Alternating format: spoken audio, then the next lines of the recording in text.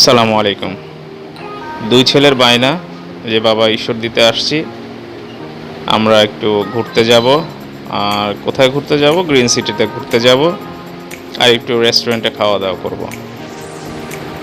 তো ঠিক আছে, এখন তো আজ্ঞা পালন করতেই হবে।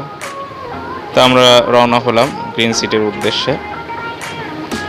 সাথে ছিল খালাতো ভাই সাদমান, তার গাড়ি নিয়ে বের হয়ে পড়লাম।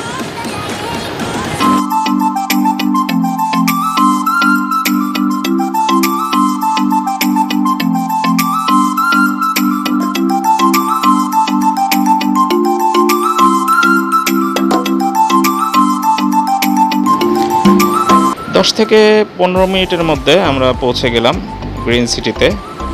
আর এই বিল্ডিংয়ের ঠিক টপ ফ্লোরে আছে ফ্যালকন রেস্টুরেন্ট, আর রেস্টুরেন্টের ঠিক সামনেই গ্রিন সিটি।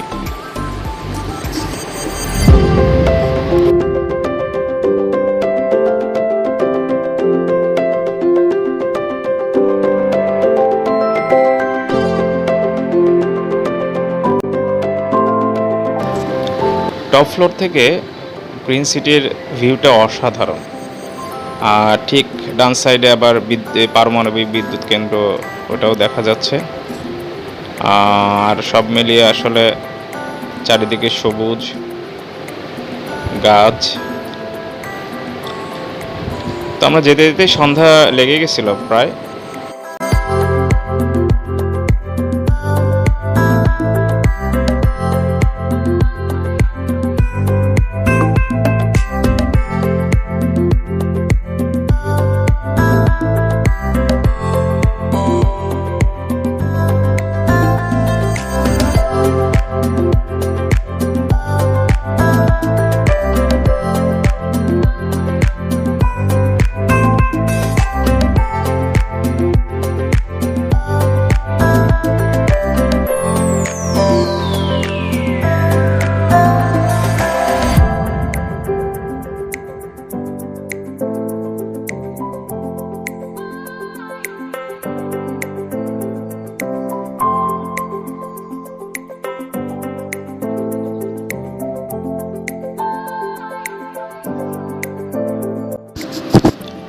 গধূলি লগ্নের এই সৌন্দর্য আসলেও আমাকে মুগ্ধ করেছে।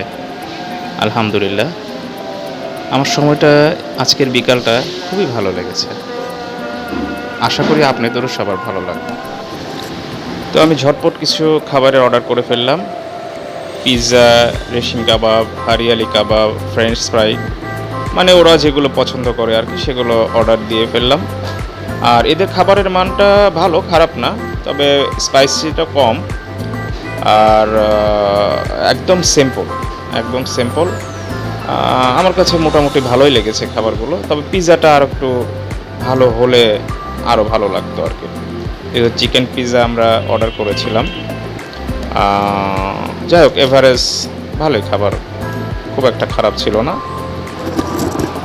পিৎজা খেতে খেতে যেটা আর কি উপলব্ধি করলাম, সেটা হলো সব উপাদানের সাথে সাথে ওরা এক্সট্রা ভার্জিন কোকোনাট অয়েলটা ইউজ করেছে, যেটা একটা আলাদা ফ্লেভার যোগ করেছে আর কি। এখন সবার কাছে ভালো লাগবে কি না জানি না। এই তো অবস্থা।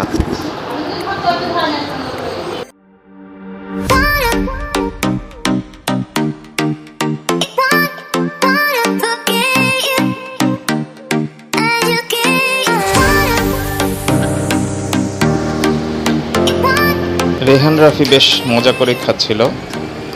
আর আমাদের ফ্লোরে আরও রাশিয়ানরাও খাচ্ছিল। ওরাও ফ্যালকনে দেখলাম যে আসলে অনেক রাশিয়ানই আসে এবং ওরা এখানে সময় স্পেন্ড করে এবং খাবারগুলো খায় এবং তাদের মতো করেই খাবার ফ্যালকন বানায়। তো দেখতে দেখতে অনেক সময়টা পার করলাম এখানে। রাত্রের ভিউটাও অসাধারণ বলতে হয়।